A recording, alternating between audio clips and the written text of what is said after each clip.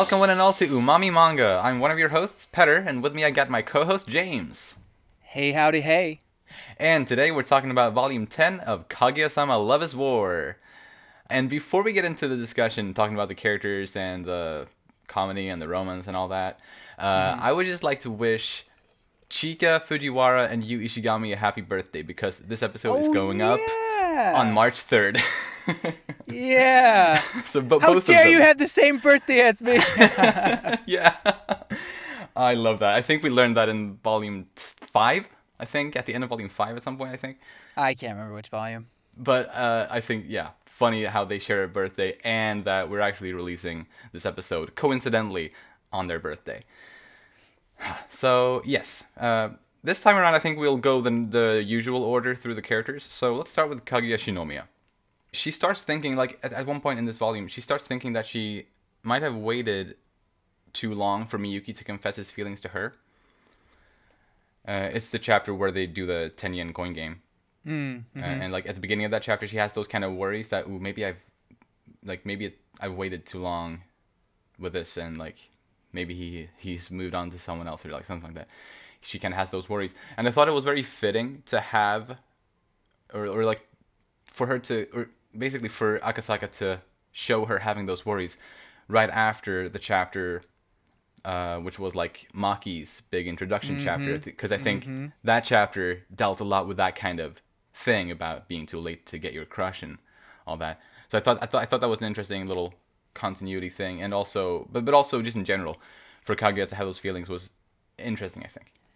One thing I'll say about this volume in general is a lot of the chapters flow with each other incredibly well. Not to say that the previous volumes weren't doing that, but for example, you have the group date thing that happened towards the beginning, and that kind of flowed to, continuous, like, 2 chapters. But then the consequences of that happen, a few chapters later, and then they have the whole group date thing. So there are moments where the repeatedly past chapters are brought back, and things that we learned about someone else is again brought into play. So I think for me that's what made this volume so great, is all the the flow, really, just how good it was. And I think Kaguya herself was no exception. Just seeing her handle the whole group date situation, and then that moment you mentioned just now. Right. So one thing that I noticed for me is, or I actually want to know if you think the same thing. When they're in the first chapter, when they're taking the garbage out, Miyuki's trying to figure out how she feels about him. It kind of comes off as, to anybody else, it'd be flirting, right? So because not only are they talking to each other, but they're also complimenting each other in different ways. Like, you're pretty or you're handsome. And so, this is kind of more normalish things, and they both, like, freak out about it afterwards. But they never had this kind of honesty, really. Well, yeah, at least not directly. They've had it indirectly, but not to each other's faces with these exact words. So, I don't know. To me, it was kind of nice to see them both, not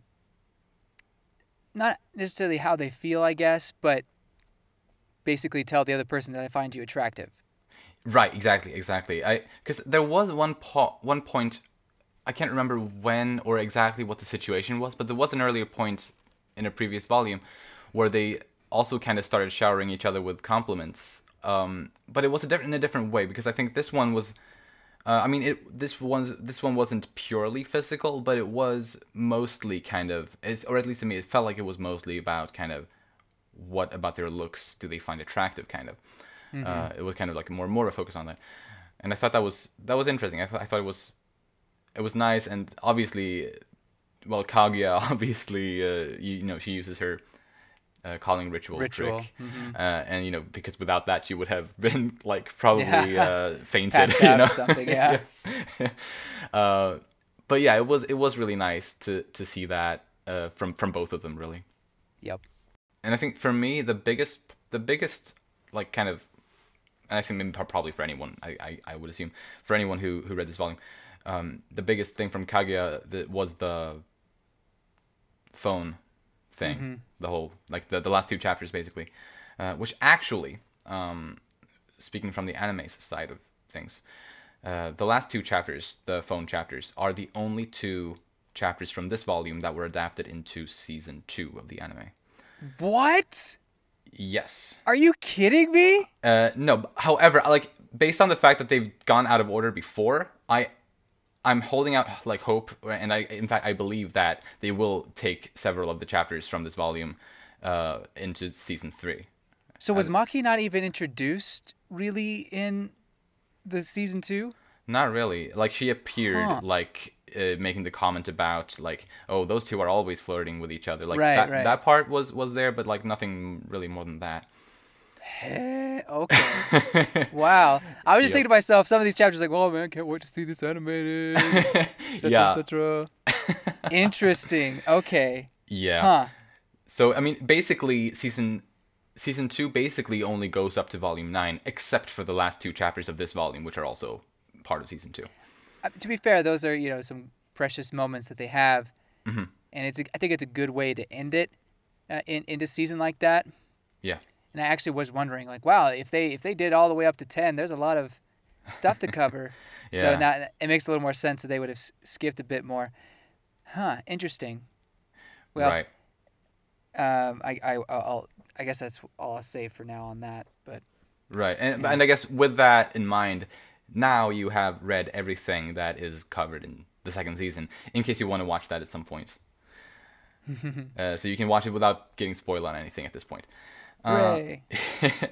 But yeah, about the phone chapters, I really felt for Kaguya when when she lost her phone, or when it broke. And I thought it was so sweet how we also kind of saw at the beginning of that chapter how her background image in her phone was a picture of all of the other 4 student council members. It was so sweet to see how she actually has them there. Like every time she opens her phone, she sees all of the 4 of her student council member fellows. Just like a little detail that I just really, really liked. But then obviously at the end of the chapter when her phone breaks, like, I kind of sort of teared up along with her there.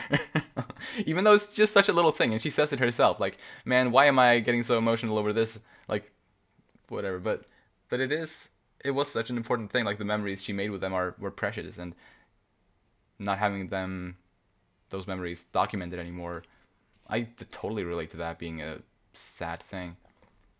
Yeah, I totally get it. And, for her, obviously she wouldn't be thinking clearly that, oh, I can just get these photos again somehow, or just get more photos or something like that. And so it was nice for her to come to that realization. But it also shows how important to her those moments were, even though they were just so small and minuscule. Kind of some Armin Attack on Titan talking. Yeah, without going too much in depth, but yes, I actually thought about that as well. Anyway, hey, I didn't say anything spoilery. Right. No. Anyway, It's all good. No, but seriously, it was really nice to see that. I mean, I think we knew it would be important to her, and she had very sentimental reasons for that phone. And it's hard. Change is hard sometimes. But I think when you have friends like these guys, they really help you get through that. And in the end, she has even more pictures now, even more memories. Exactly. With her and Miyuki, and then the other guys. Yeah. But no, I was really, really happy to see that. And also, going to when she was in a bit of kind of despair, she went out of her way to choose the phone that Miyuki has, which to Hayasaka was kind of like, whoa, that's a totally not you move. I mean, sure, go for it, but what's happening? And then she herself asks Miyuki for his line info. So, right.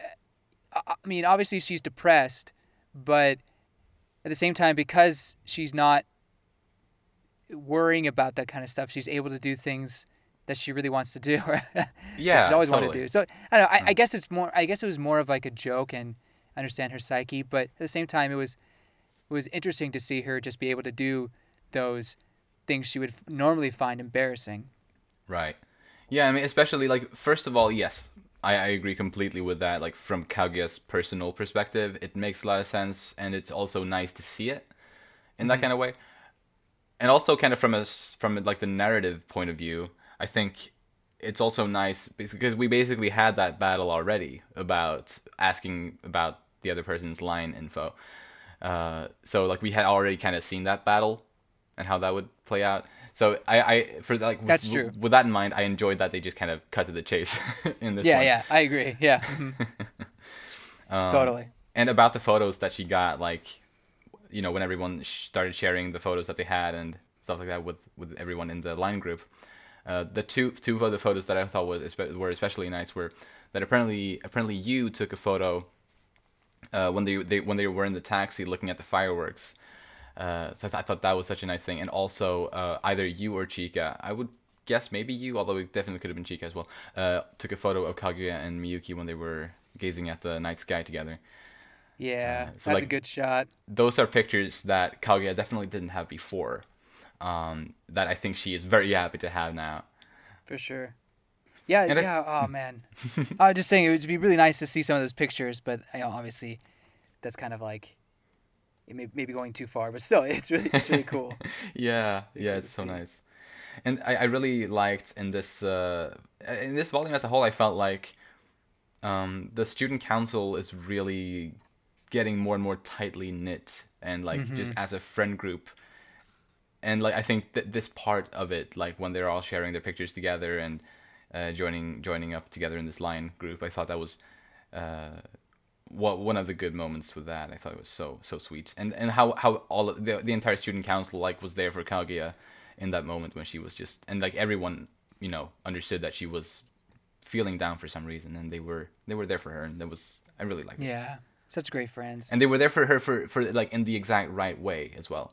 Mm-hmm. And Yeah. because they know her so well, because I think the narrator made a point on that, like how they kind of acted as like usual, which to some might seem like the wrong thing, but in this situation, it was exactly what Kaguya needed. Yeah. Before carrying on with that point, Hmm? I know maybe this isn't. I'm not sure where to put this thought right now, so I'm just gonna put it in Kaguya's moment. All right. That smile at the very end when they take that picture is one of the best smiles I've seen. It's Yes. so great, and she's so happy. Um, Yeah. so I think such a great way to end it all, and a good picture. Absolutely. I like what Miyuki here did, where he just he created a group, then and there for all of them, Hmm. and it without being like obvious, oh, we need to help her get pictures, whatever. They just created the group, and it helped her get all her memories back, basically. Yeah. So, again, more score for Miyuki there, but still, it's just nice to see how much they support each other and understand each other. Totally. Yeah, and about this last picture that they take, with the smile sensor, I thought it was really cool how they kind of tied that into the cover art of the Yeah. volume, which by the Hmm. way is one of my absolute favorite cover arts for any Kaguya-sama volume. It's great. I love seeing like all five of them there together is awesome, and how Hmm. they in like the very last page we kind of see Chika trying to get them all to do the Hmm. pose that they do for the cover art. It's really sweet. Hmm. For sure. So, Kaguya and Hayasaka make the claim that they're both kind of warped in their thinking Right. and who they are. Um, so it's very interesting in the sense that uh, they both feel that they've been kind of molded a certain way, to think or act a certain way, and so that just got me not only thinking about Hayasaka but also Kaguya. I mean, Mm. we've already established this. She's been, at lack of a better word, bred to behave like a perfect, bridesmaid or whatever. Yeah, I mean, we learned this volume that she had taken like a bride's course or something like that when they had the Hmm. cooking thing. Yeah, that's true. So it's just, it's interesting for them to, say it and kind of acknowledge the fact that they're both kind of different, Mm. um, but also that Kaguya acknowledges the fact that they're basically, her and Hayasaka are basically sisters in that sense as well. So anyway, I like that moment between them a lot. Absolutely, yeah. I love that as well. It was so sweet, so nice, and like how they they got each other's backs ultimately. And even though Hayasaka may have done something that wasn't super great of her, perhaps Kaguya, even though it was something that she kind of did to her, Kaguya still has understanding, and she's not mad with her. She's not upset exactly. So yeah, I like that. Although I gotta say about Kaguya, I feel like in each volume there's some sort of stalker or pervert joke or something. I think she's like inching closer. She better be careful. Oh yeah, with the dancing thing, that previous volume. Yeah. And in this one, she basically dressed up as a stalker, really. Yeah. Well, I mean, she stopped herself. She made the comment. Right. Yeah, she was very, like, even when she was basically unrecognizable, probably, even then she didn't want to do it, because just in her heart she felt like this is wrong. So I think that's a good sign that she won't cross the line. Oh, I know. I just Although, a joke, I guess. I mean, I guess, I don't know. She has, she can take some pretty drastic measures sometimes, so who knows. But yeah, I don't have anything else on Kaguya. I think that's it for me. Cool. Then let's move on to Miyuki Sirogane. You already mentioned the idea that, or the thing that he waited until Kaguya got a smartphone in order, like, before he created like a student council line group, which is just, I mean, such a Miyuki thing to do, like basically wanting everyone to be a part of it. And I mean, especially I think with Kaguya, because obviously he's crushing hard on her. It's probably to him, he's like, that's the only reason why I would make the group is for her. Sort of. I mean, yeah. Anyway, it was nice. It was nice to see that. And like, I guess this isn't about Miko Ino right now, but I thought it was a nice little comment from her, like, funny sort of how she kind of expected them to already have a group, and like, she thought she was being left out of it, which obviously she would never be left out of it, especially with Miyuki as right. No way. Yeah. What I liked from Miyuki here is his moment with Hayasaka, where he basically calls her out for having a mask or not being her true self or something like that. Yeah. And he makes the point that when he first talked to her, he could tell that she wasn't being her true self, which I don't remember when reading that volume. I don't remember him ever saying that, or even I don't remember thinking that he thought that. So it's interesting to hear him say that. It makes me realize how much more perceptive and maybe good at telling if someone is sincere or not he really is. Right. So, that was nice. But, he didn't really judge her for that per se, but he was also trying to get her to be comfortable with herself. Yeah. So. Yeah, I thought that was really nice. And how he also more or less rescued her from that pushy dude at the group dates place was also a really nice gesture. Like, even though he was already kind of on his way out, he still, he came back to help Ai out. Yeah, I mean, like I say, he was very much aware that she didn't want to be there. Right. So it was good of him to come back and get her out of there. Mm-hmm. Yeah, man, he's such a hero to everyone, I feel. Right? Like, he has saved, like, most of these characters in one way or another. Like, he saved Ai in this chapter. He saved you in the previous volume.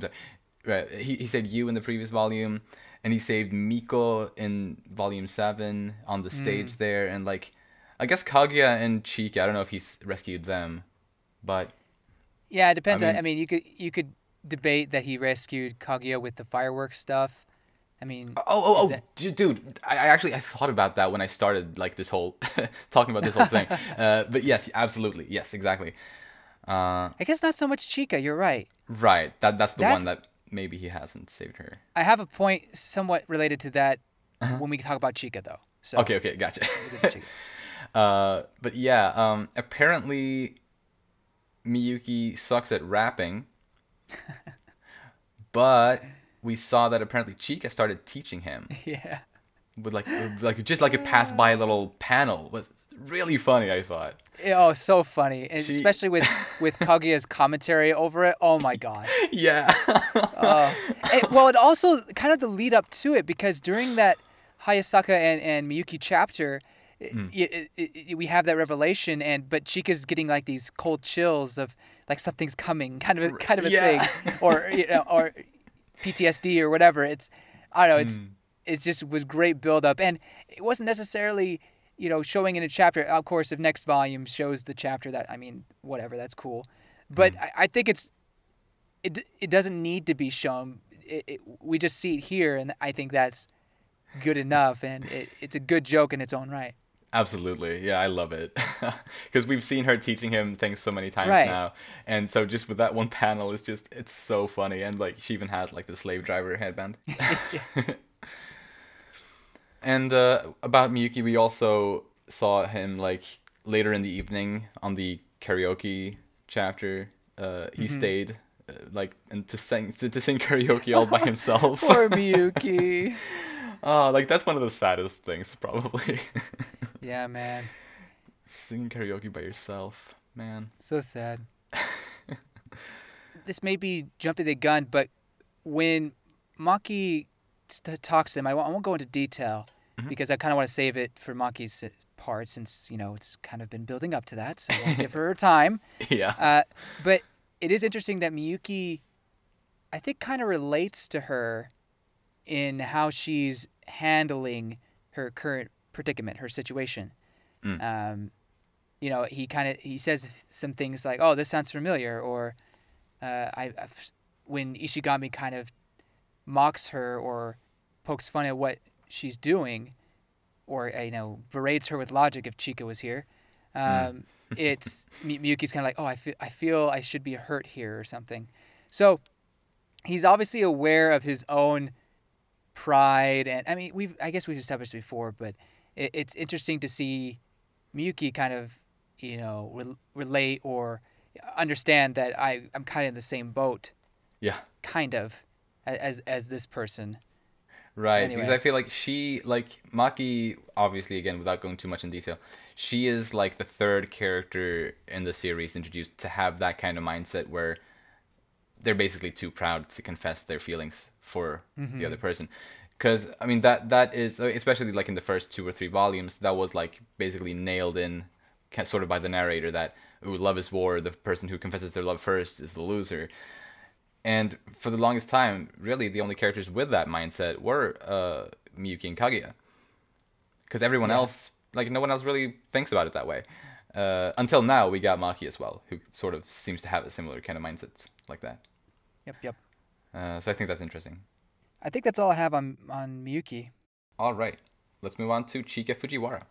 My favorite chapter with her is a chapter that I think should have been called Shokugeki no Kaguya. But of course it's not. So freaking hilarious. Basically how she keeps thinking that the ingredients in the dishes are fancier than they really are. And like that was like probably my favorite part of that chapter. It was so good. Even though like you knew it was coming, but just how it unfolds and everything is just so funny. And then how Ishigami kind of like plays along with her, and then she just kind of freaks out. Like, why did you not? Yes. I just kind of want to see where you're going with it. Right. Or whatever he says. Oh gosh, love it. It reminds me. Sorry to jump anime, but it reminds me of Konosuba and how Aqua would react to something, kind of crying and yelling at Kazuma or something like that. But anyway, yes. So that's totally funny. Yeah. Again, Chika was just hilarious throughout this whole volume. She had so many funny moments, and I liked the game she brought up. I guess I've never played the game before, but maybe it's a fairly popular game. Right. Yeah, the 10 yen coin game. But besides that, so here's my point that I wanted to mention is she's really just comedic relief at this point. She still is. Like everyone else has interesting character development, and maybe I expressed this before, but I'm just getting more and more. What's the word? Not disappointed, maybe frustrated, in that there's I guess nothing there to expound on, and you know what? Maybe that's just her character, and maybe I just have to live with it. But at the same time, I feel that if you are a Chika fan, and all you're seeing is just her being, a silly airhead, with some of her. I mean, she has her moments, and she's great at what she does. Like she's a great, comedic character. But I want to see, I want to see Miyuki save her in some way. I want to see her, have a moment of growth. And we still have a ton more volumes to go, so it's definitely possible. And I'll be so happy to see it if it happens. But right now I'm just kind of like, all right, well, I'm gonna need more from you, Chika. Yeah. So she may have. I think after this chapter, I may have to put her down lower on my list because she's kind of become one-dimensional. Yeah, I actually definitely agree. Like, of course, I love her because there's a lot to love with her. But as you said, like there just isn't as much depth to her character as there is to all of the other main characters.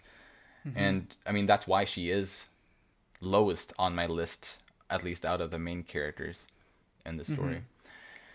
So yeah, I'm really holding out for, some more character development from her.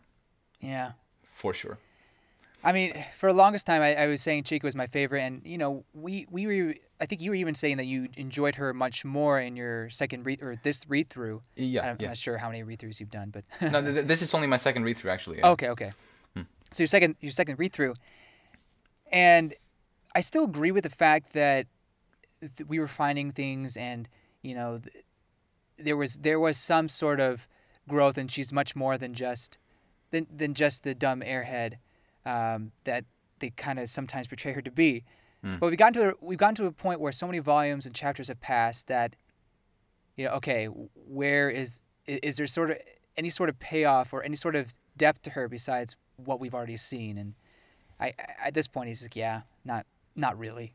Right. Yeah, because I mean, in the early volumes, where I feel like that was where I especially kind of saw her in it slightly like a little bit of a new light, was in the early volumes where I feel like we had some interesting discussions and kind of speculations about her and what her home life could be like and what her, basically what's going on inside her head. We had some interesting stuff about that regarding her, but I feel like it's been a while now since we got anything like that from a volume. To be fair, that's when she was being introduced as a character, so there were still some new things to unfold and whatnot. True. But yeah, true. now we're just kind of been a bit redundant with some things. It's still enjoyable and still hilarious. Again, For sure. she I understand why she's people's best waifu, best girl. I get it. And obviously she's hot. Like that's okay. But aside from last volume where she had the whole war with Kaguya over Miyuki, which I thought was a great moment for her, just to be a little different. Yeah, we just haven't had a whole lot. Anyway, sorry to beat that over the head multiple times, but that's just something that I really care about. Okay. Yeah, no, I absolutely understand.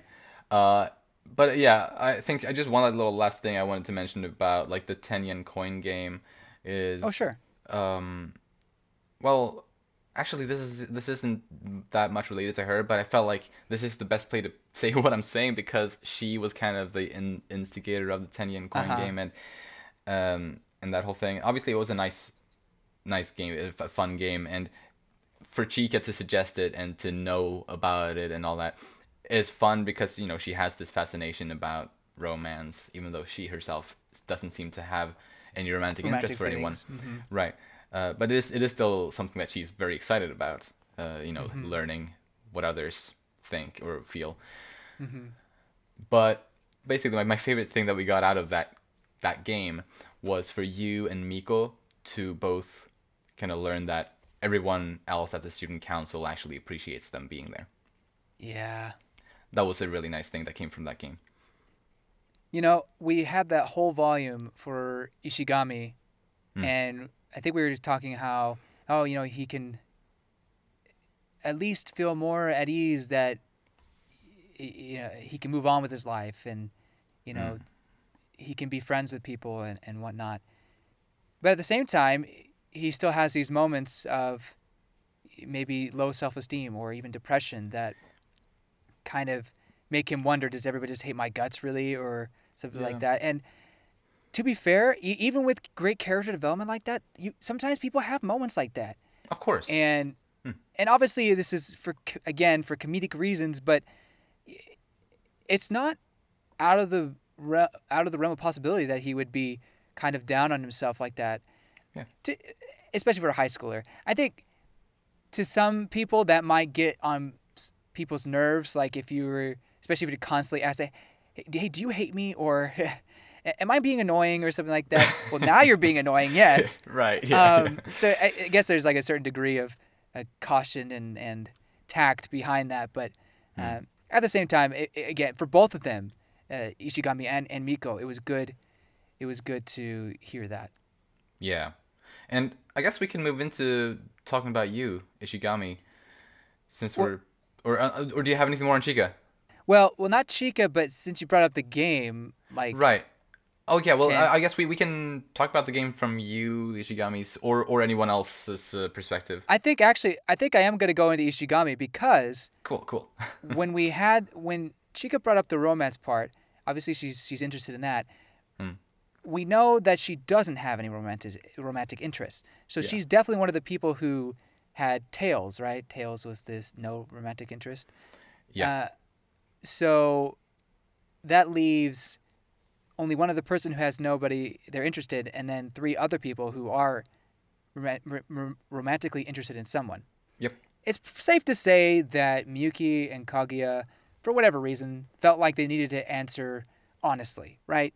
So that's 2. So that means there's one in there who has a crush somewhere. Indeed.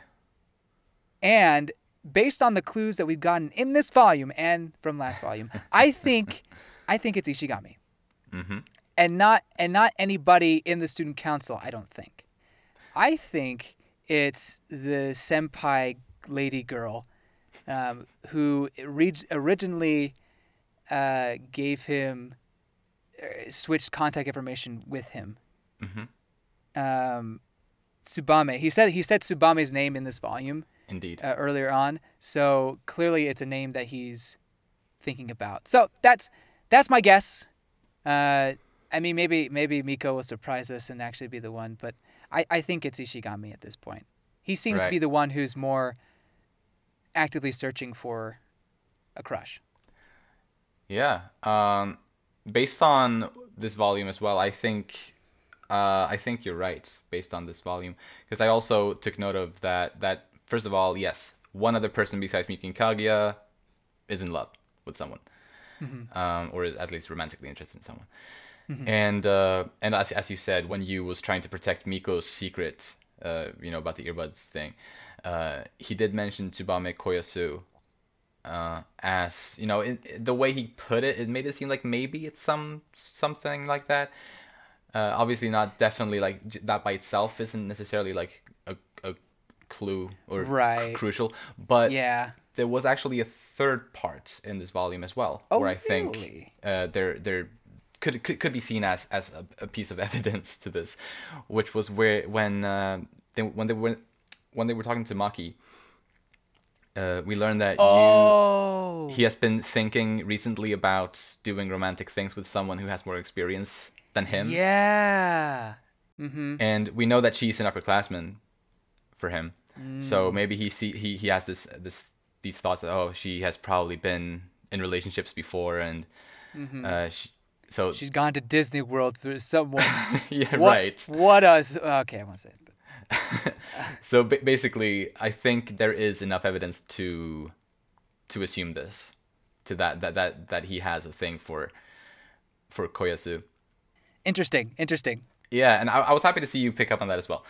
Yeah, I have a feeling Koyasu is going to have more to play. And actually, to be fair, I don't know what story plots are coming, but I was ordering volumes and I saw her on one of them in Amazon recommended. It was like spoilers. But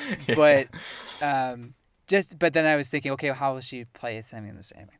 But at the same time, this is before I well, okay. I read this volume and then I started ordering things. So I had already read the volume and was thinking about that, and that's when I saw her. But anywho, going back to when you mentioned his fantasies when they were talking with Maki, it's interesting that I guess it was more jokingly, but he kind of made it seem like, yeah, I'm kind of into this the cute tsundere types, you know, or something like that. Right.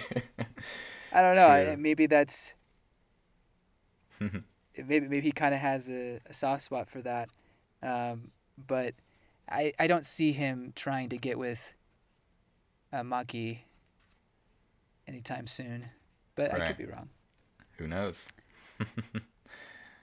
In the chapter with him and Miko, when she's listening to stuff in the earbuds. Oh yeah.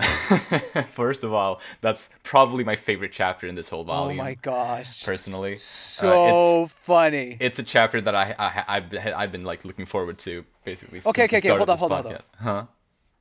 And you're telling me this chapter is not animated? Well, I mean, not yet. As I said, I think. Well, I understand. You know, that's not. I'm not asking about the future. I'm asking about now. Right. It's not animated. It's not. No. That is so disappointing because this one I was looking forward to so much because the awkwardness and the hilarity of it would be so great. I know. I know. I was also, when the second season was coming out, this was also like a chapter that I had been so excited to see animated and you know, acted out. But anyway, in that chapter, because we know that chapter is mostly use kind of thought monologues, and one part of it is like this, and I'm going to read it. It says, or he thinks, Miko is too weird to fit in at school. She gets good grades, but she has no social skills. She's got a one-track mind that can't take any detours. That sounds just like you himself, except for the thing about the good grades. Except for that, it's basically a description of you, Ishigami.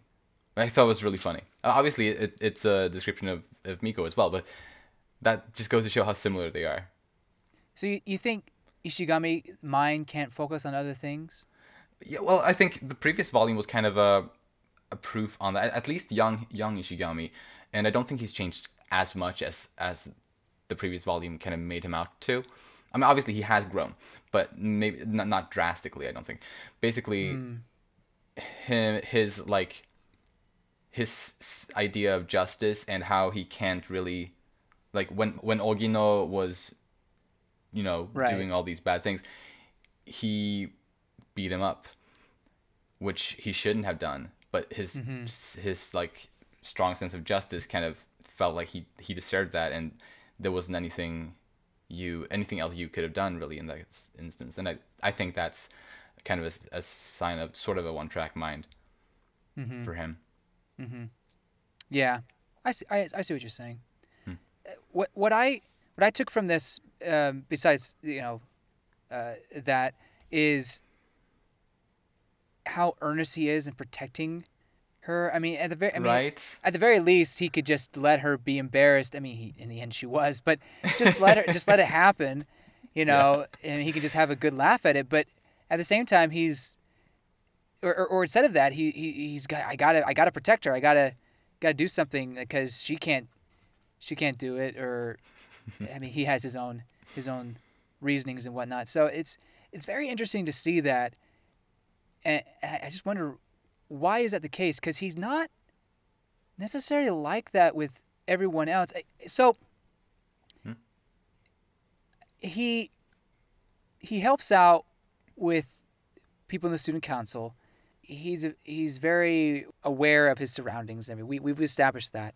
Right. But he's never gone to such great lengths to protect someone from embarrassment or themselves or whatever, as he seems to be with Miko. Now, I guess you could argue Chika in some cases, like with the ramen and the garlic. Oh yeah, that's right. Yeah. I mean, that's such a small thing, but ever since Miko's been here, it's it's any sort of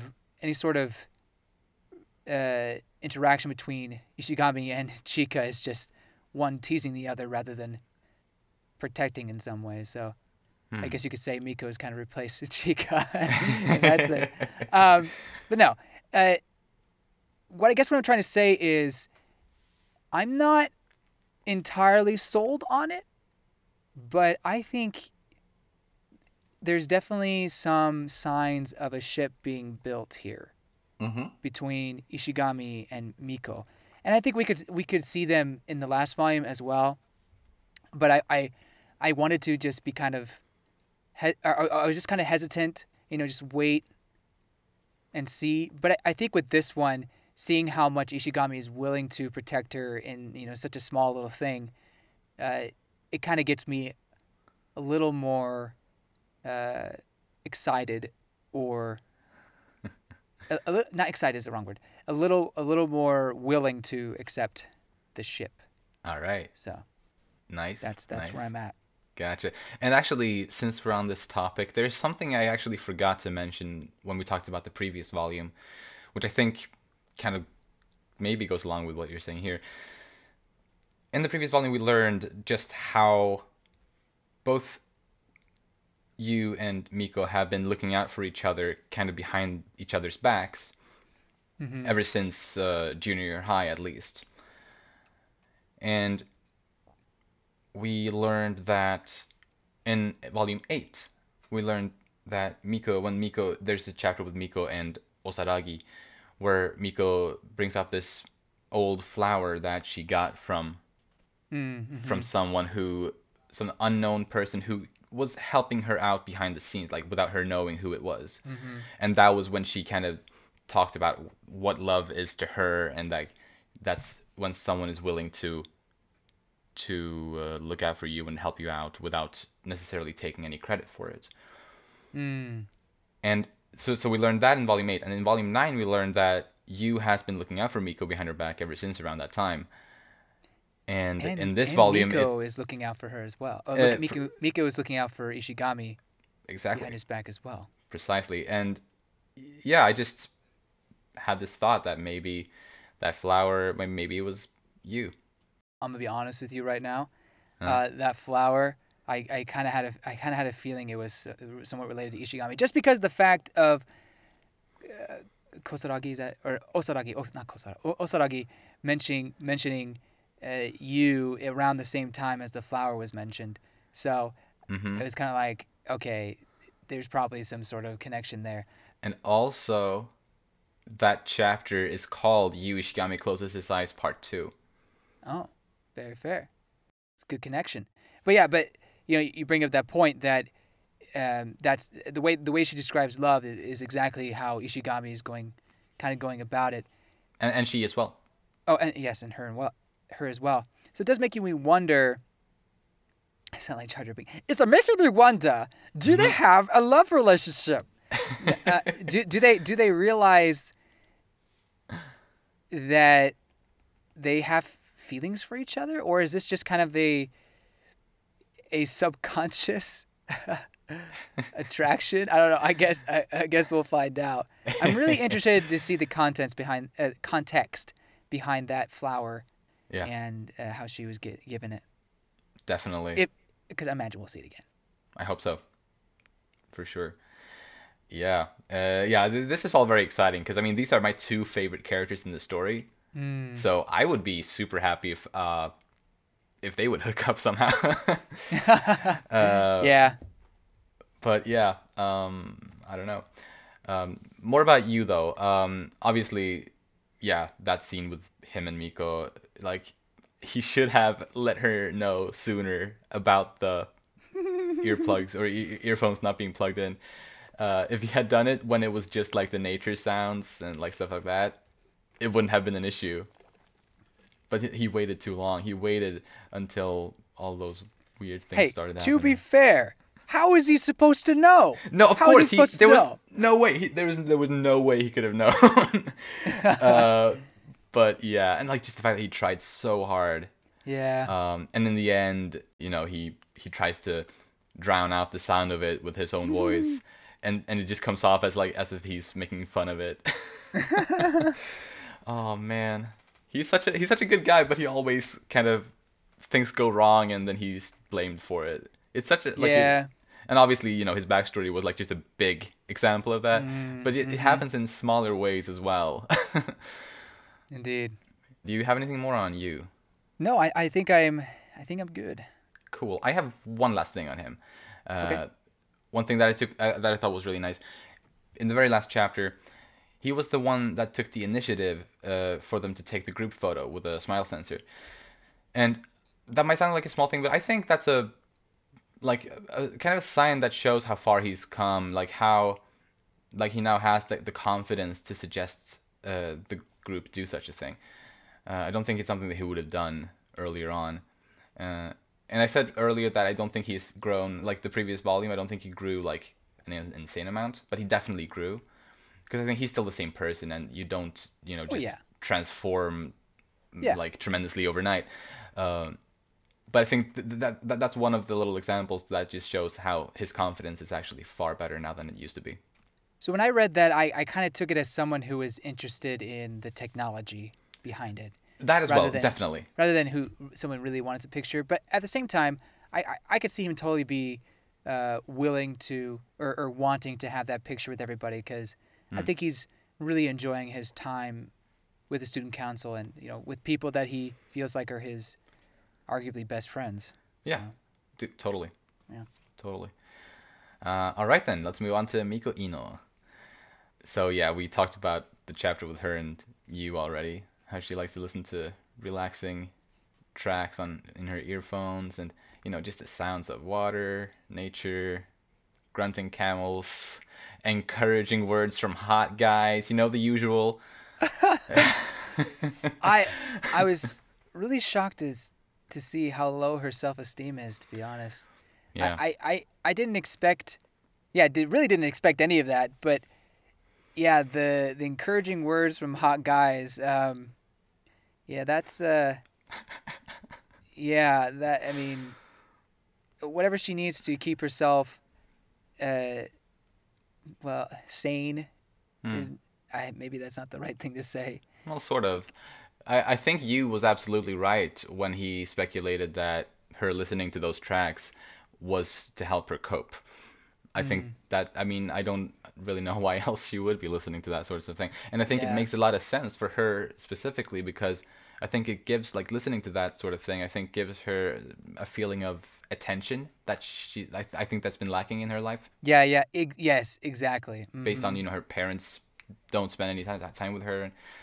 And maybe it even gives her a sense of romance that maybe she's interested in. Potentially, I don't know, but that's a bit more of a long shot. But at least the attention thing, I think, absolutely. Definitely that.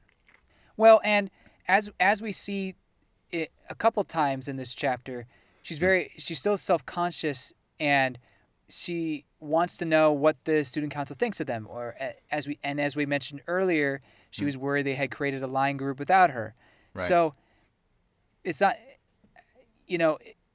there's definitely signs of her having those self-esteem issues and worries that people would keep her out of groups or not like her or something like that.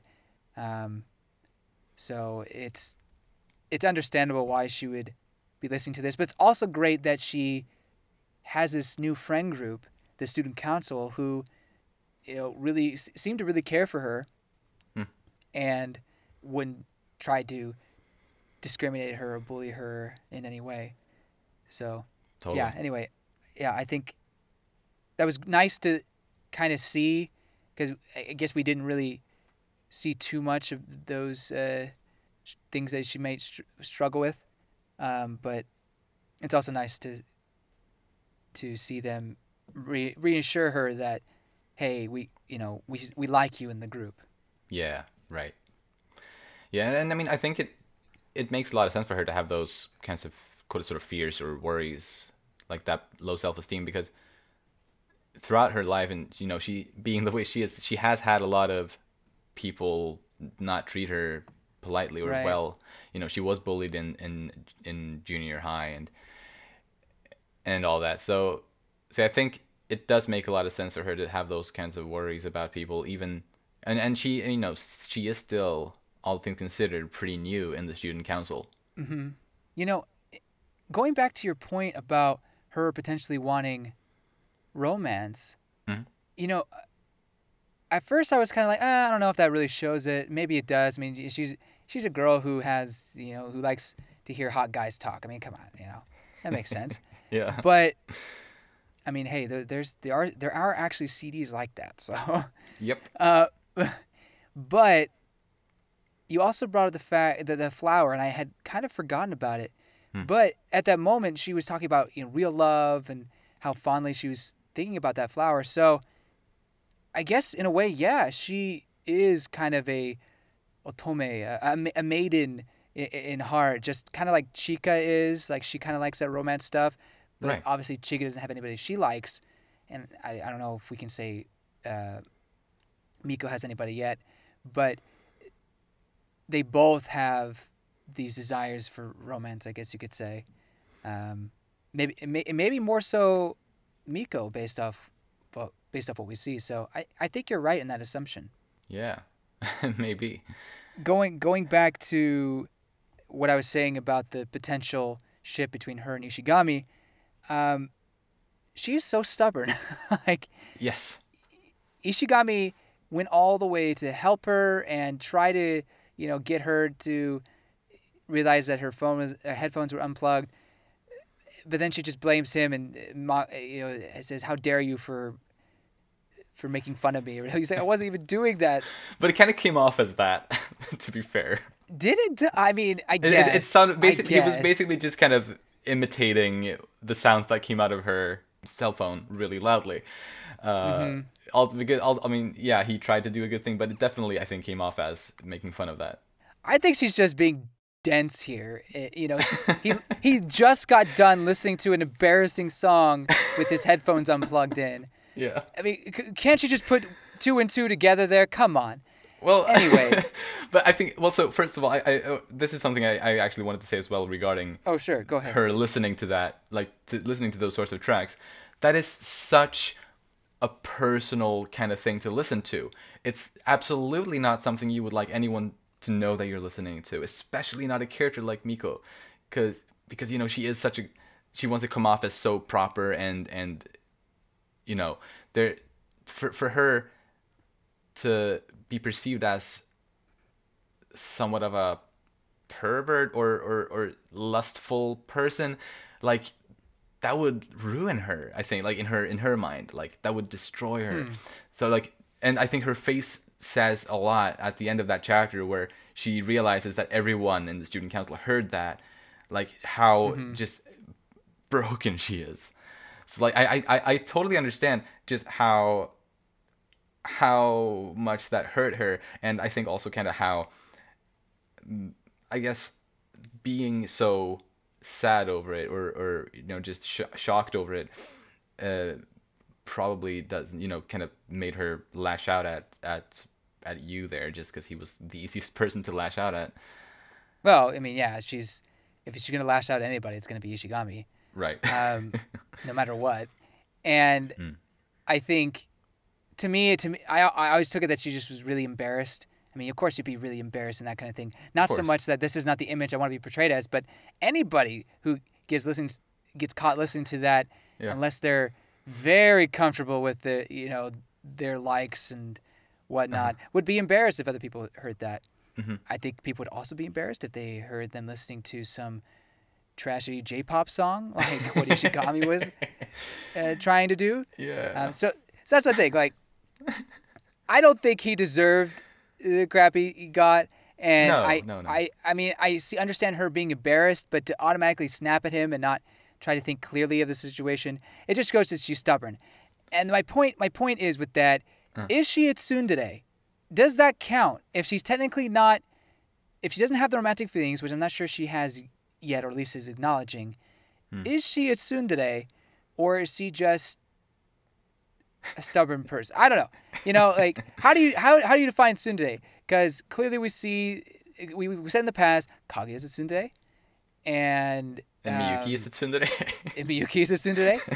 There's another. I guess Maki is. Maki, right? Yeah. Maki is now a tsundere. Now that we know. So, how many tsunderes are we going to have here? Is this just a school full of tsunderes? I don't think so. I think Chika is not one. She's like the only non-tsundere in the entire group. Basically. Anyway. Yeah. That's just something I wanted to point out there. And I guess we'll see what her development turns into. Or what kind of trope she is. Totally. Yep. And we learned that she loves large animals for some reason. Oh, yeah. Maybe because she's so small, she likes large animals. I don't know. I guess so. I don't know why that would make sense, but I guess it makes also, sense. I call bluff on the images of the hot men that she was having. None of them had shaved heads. So clearly that's wrong. I was thinking about that as well. But I guess she's fine with non-shaved heads too. Maybe she's progressing. I like to think so. Yeah. Something else that I wanted to get your clarification on. Is she a big eater? Is she one of the? Is she the trope or a tiny person but large stomach? Or does she just? She has a big appetite. Okay. It seems like. or was it just this fried rice competition for some reason? I mean, this is the only, I guess, example we have of it at the moment, at least. But yeah, I think it's safe to assume she likes to eat. Yeah. At least if it's good food, which I think Kaguya, Miyuki, and you all made good food. And related to that, I think it was really interesting how Miko seemed to like Yu's cooking like enough for a 10 out of 10. Mm-hmm. It seemed like because she held up the 10 or the 1, the 10 or the 1, like my like what I feel or what I think or like my pride, like which one. That was the other stubborn thing I forgot to mention. You know, and she literally whispers to Chika why she gave it a 1, you know, and she didn't want to see his smug face or whatever. Right. So I will bring it up later, but it just shows how I mean that and the headphones chapter got me thinking. Wait, do we consider her a tsundere here? I don't know. I don't know. Anyway, it's these questions need to be answered, Petter. I know. I'm gonna burn my manga if it never gets answered. Yeah. I will definitely hope it gets answered then. But yeah, like I thought I really liked that part though. With like, because she wouldn't have held out up to 10 there as an option if it wasn't what she thought it tasted like. Right. So she apparently loved his cooking. So that's fun. That's nice. So yeah, next time they got to make it anonymous. Oh yeah. Oh yeah, they could have done it like with the 10 yen coin game instead or something like that. It's somehow. She in the chapter with Nagisa where she comes to and complains about her relationship problems. Miko is the only sane person in the room. Because I think more or less, yeah. I absolutely, like Kaguya and Nagisa are both way out of line in my opinion in that chapter. Oh yeah, no, they're totally way out of line. No doubt about that. Right. So like I think Miko to be like the voice of reason was fun. I enjoyed that. And she's also like the last thing I have on Miko is that she was clearly excited about taking the group photo at the end of this volume. Which I think kind of goes to show her character growth as well, because that is technically going against the school rules, but she didn't seem to have that in mind at all, because she seemed super eager and kind of happy to be taking a group photo with everyone. So yeah, I really like that development. Agreed. So for me, I think after this volume, I appreciate her a lot more, even from a comedic standpoint. I think I said before that I loved her, little interests into the random awkward moments, and they were just hilarious and how they were done. But we're getting little bits of her character, really personal bits of her character, and she's interacting more with the group, not just slapstick wise, but actually talking and giving out her opinions and thoughts. Yeah. And now that we see that more, I see her like rising up in my ranks a lot more, and I think I can see why people would really like her as well. Sweet. She's not my favorite. She's not my favorite character yet, but I think that she has grown a lot in my eyes, and now I'm looking forward more to see where she comes in and what kind of comedy bits we're gonna have. So Nice. I'm happy to hear it. So I guess that's it for Miko. yeah. All right then. Let's move on to Ai Hayasaka. Poor Hayasaka. She just wanted ice cream. Yeah, Kaguya ruined her ice cream. That's a low. It's a low blow. That is absolutely, man. The little joys in life, and even that is ruined. And like Kaguya just comes there. Oh, I'm having the best day of my life. It's like, wow, that's great. Way to rub it in. Right. I think for a character development standpoint, it was. We talked about the Miyuki part, but to see Miyuki kind of bring out or touch on the fact that, I can see that you're kind of being fake or you're not being your real self. Yeah. And it's nice to see your real self. Then she goes into her thought process where what you have to put on persona, you have to be someone else. No one wants to see your true self. And it was interesting to get that sort of mindset behind her different personalities, I guess. Definitely. And so it got me wondering, again, what is her real personality? Is it the person who quickly gets angry, or is it the person who or maybe quickly get angry is not the right word, but when she was getting mad at the karaoke thing, that's when Miyuki commented, "Oh, I can finally see the real you." Mm-hmm. Is that so?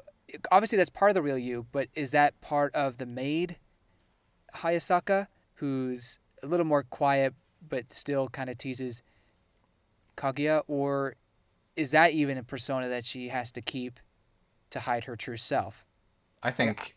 I don't know. What do you think? I definitely think the maid persona is a made-up persona, as well as her popular school girl. Like, for sure. Those Popular are like one is, those are like her two main personas. Husky has become a persona as well. Like throughout the story that we've been reading, but I do think, and it was explained, I think it was in her character bio in one of the earliest volumes. It said that she doesn't really display her real persona much these days, right. but she used to do it more frequently when she was younger. But Kaguya kind of thought that was like she was a crybaby or something like that. Oh, really? I think it was explained, if I recall. And that's why, or at least it seemed like that was maybe why she kind of didn't want to use or be like that much, because maybe because Kaguya criticized it, potentially. Although maybe I'm reading into it in a wrong way, but that's how I kind of interpreted that. And I think definitely, when she is at the karaoke place and she's getting worked up talking about Kaguya, well, she's not naming, she doesn't say that it's right, Kaguya, but she's talking about Kaguya. Your younger sister. Right, exactly. And when she gets worked up over that in that kind of way, I think we definitely see the real Hayasaka in that moment. And, Miyuki thought so as well. Because I think she definitely kind of loses grip of her acting when she gets that worked up. Yeah. And I think it's really sad that she has the mentality that you have to assume a persona if you want to be loved by someone. That is sad. And hearing that, it got me thinking, why does she have that? Obviously, it's her training, but is it something that her mom instilled on her, or is that something that she felt she needed in order to survive as a Hayasaka?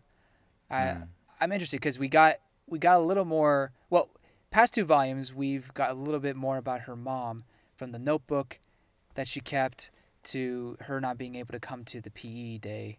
Right. So, I'm interested to see if we get more of her mom eventually, but I, For I sure. do think that the Hayasaka way has played into that. And she makes a comment about she was a little bit envious of Kaguya in her expressions, and going from mad to sad to glad, Yeah. and to be able to express herself in that way, I guess, made Hayasaka jealous. So that was interesting. I did not expect that, especially since a lot of those emotions that Kaguya is showing are caused by what Hayasaka does or says sometimes. Not always, but sometimes that's her own doing. Right. So it's very interesting. So I guess it goes back all the way back to volume, was it 4 or 5? I think it was 4, where they're talking about the rules of the or the Shinomiya household, Right. and talking about certain, like, you can't love or something like that. And I think, oh, shoot, what was his name? Oh, yeah, Lucas, we had on. He mentioned that Hayasaka was kind of bound by those rules as well. At the time, I was kind of unsure what he was talking about, but now I'm starting to see a little bit what he means, in that they're both kind of warped by the roles that they have to play, and they can't, or they usually can't express themselves comfortably or be their real selves. So I think it's now that I have read this volume and seen that commentary that he brought up makes a lot more sense in my mind. Oh, yeah. And I think that, yeah, to an extent, Hayasaka is jealous of Kaguya's newfound love and her ability to express herself.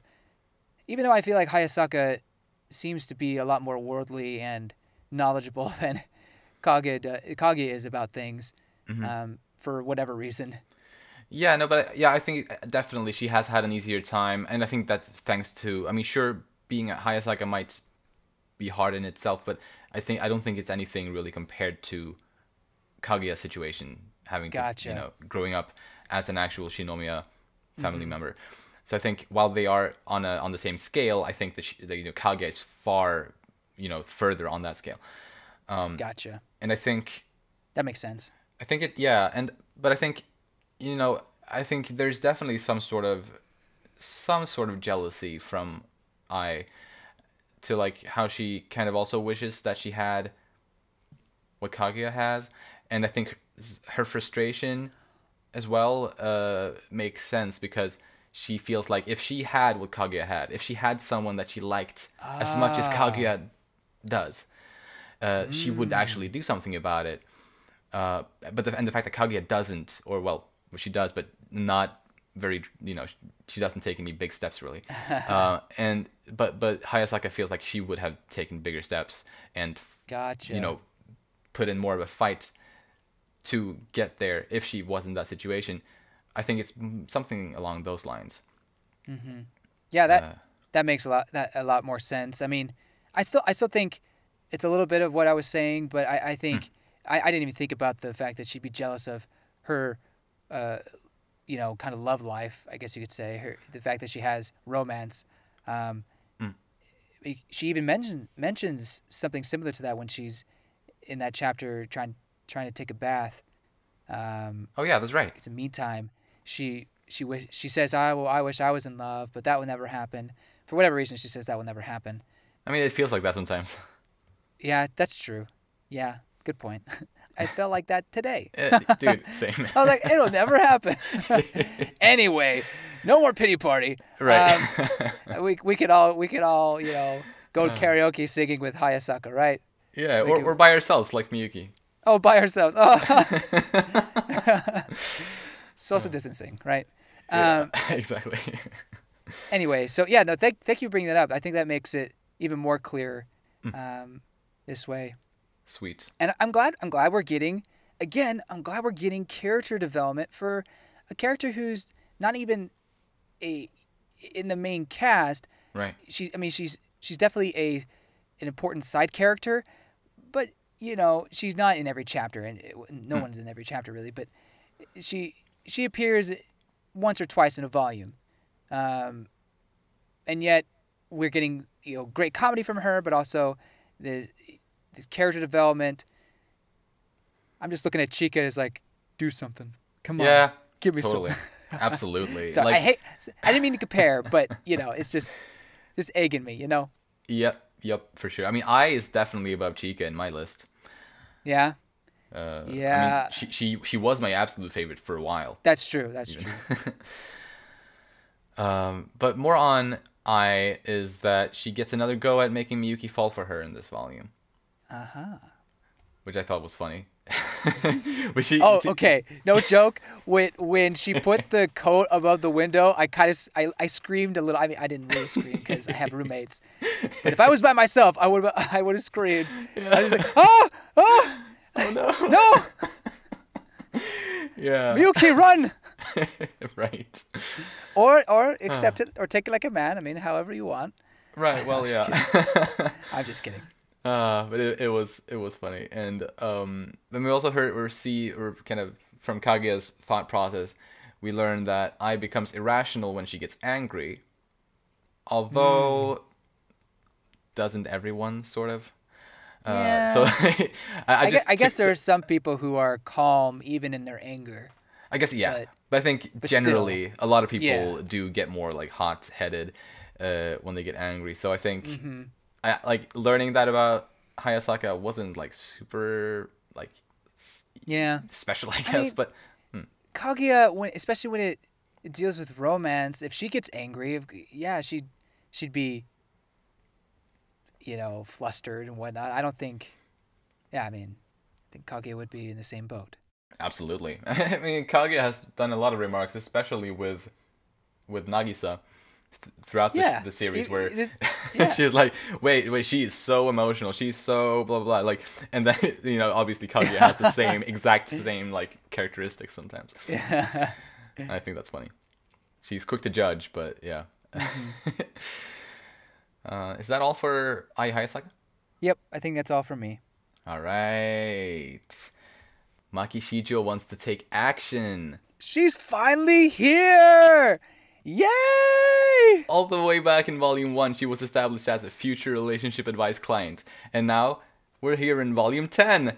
Finally! Almost 100 chapters we waited. Finally, yes. Oh my goodness. She didn't appear once last volume. And exactly. Then we get basically 2 appearances for her. Well, one in the previous chapter, she was kind of just a background character. Yeah. And then this one, she was the main focus. So it's so great. I'm so glad we got it. And it was basically everything I was hoping for. Not expected, though. I did not expect her to be advanced tsundere. Like, this is new levels for me. I mean, I've seen a lot of tsunderes in my life. This one, I've never seen this one as roller coaster emotion-wise. Oh my god, I love her so. I mean, I've said it before, I love her, and now you kind of know more about her, so maybe you understand better why I love her so much. But even though she is such a small character, I have so much love for her, and it's hard to exactly explain why, but I'm so intrigued and charmed by her somehow. But she is Kaguya's second cousin's granddaughter. They're practically twins. Right. They have so much in common. Or, well, they seem to be a lot alike. Well, yes, like, that is true. I think the exterior, is where they are the most alike, though. I mean, they are similar as well in in other ways, but I think, like, personality-wise, I think Maki is a bit more in touch with her sensitive side than Kaguya is. At least she's more willing to show it. Because Kaguya would have never gone up to two guys that she doesn't really know that well. I mean, she knew at least of Miyuki. They're in the same class, but they don't seem to be that close or anything. And like, to basically unburden herself to the extent that she did, Kaguya would have never done that. Yeah. I mean, I think it goes to show like the difference in their families. Why they may be, from the same family tree somewhere. Distant relatives, though. I think that Kaguya's upbringing was much stricter than in Maki's in that case. Absolutely, yeah, 100%. But yeah, like she has, I think she's spontaneous and trusting enough to be able to share those types of problems with Miyuki and you, and I thought it was great for her to be able to talk and vent about her feelings with someone, because I mean, I guess I don't know exactly, but it's possible that she had never actually been able to get all of that out there until this chapter. So I think she needed that, and it was a good thing for her. For sure.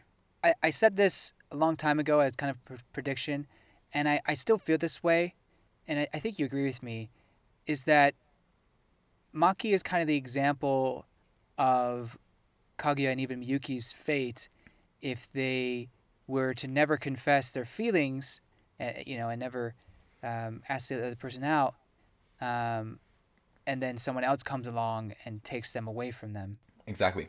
It's kind of like evidence for them that, yeah, if you don't do that, someone else could take away your happiness. And, you can wait for them to break up, but is that ever going to happen?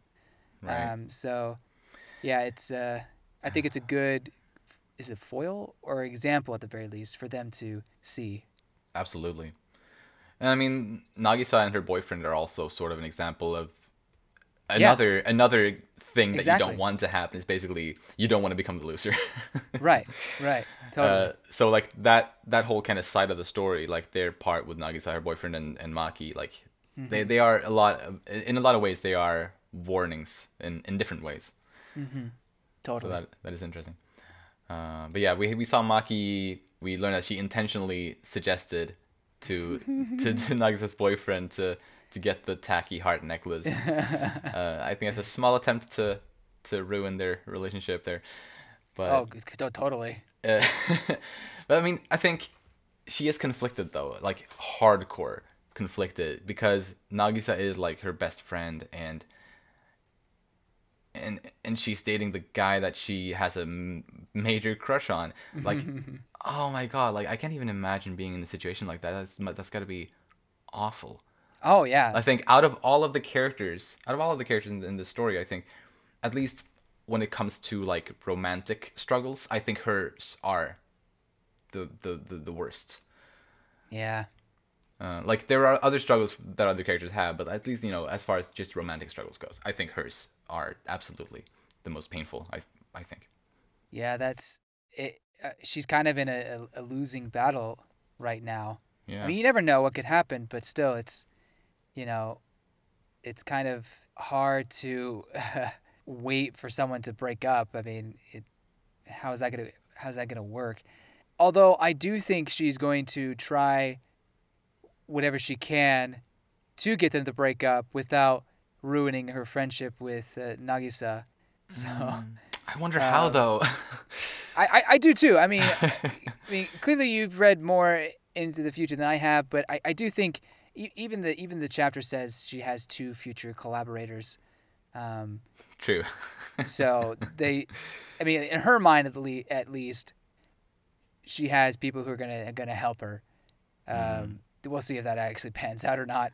Yeah. I mean, personally, I doubt anything but hilarious hijinks is gonna occur, but we'll see. But I do think she was trying to sabotage or make the boyfriend look bad by giving her the tacky necklace. Definitely. I have no doubt about that. Yeah. But I do agree though that she does care for her best friend.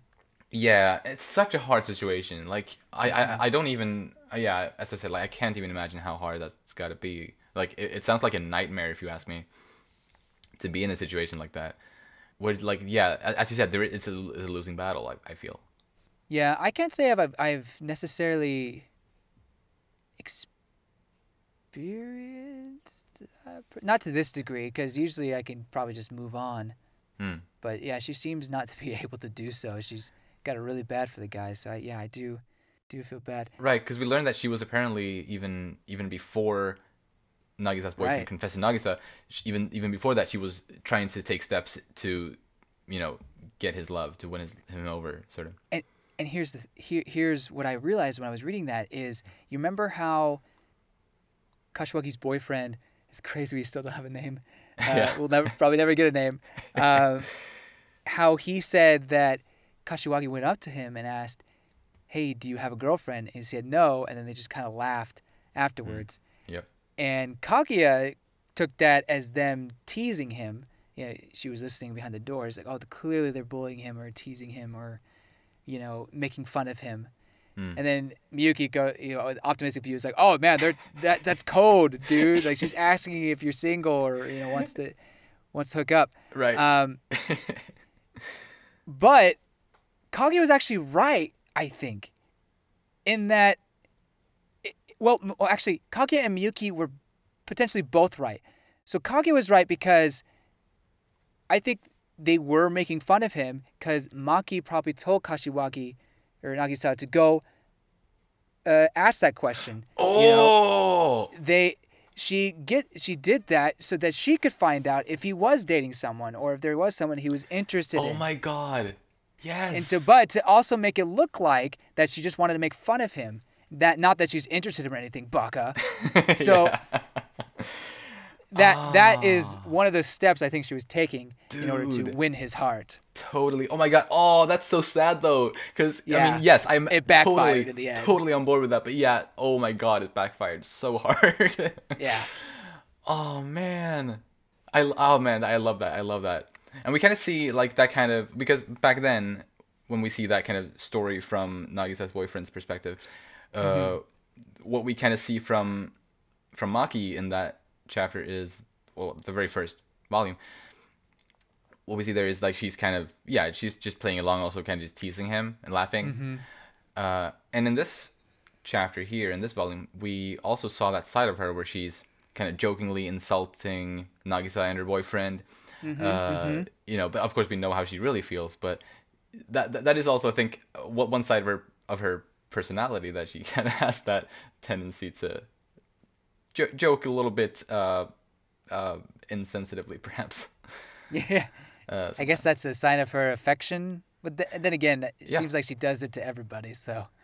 Well, at least she does it to Nagisa and her boyfriend, both of whom she likes in different ways. True.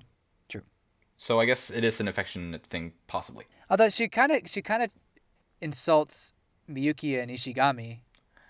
True, but I think throughout the course of that conversation, I think she started liking those guys, like not romantically, but I think she like started to respect both of them, in some way.